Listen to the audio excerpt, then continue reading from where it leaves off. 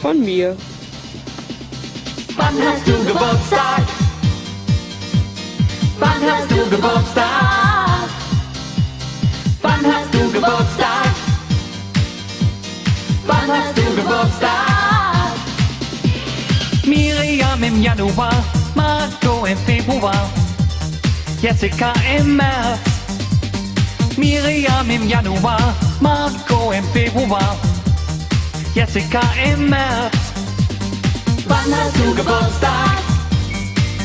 Im April oder im Juni. Wann hast du Geburtstag? Im Mai oder im Juli.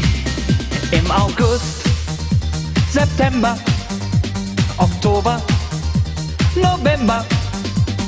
Und wer hat Geburtstag? Im Dezember. Und wer hat Geburtstag? Im Dezember. Wann hast du Geburtstag?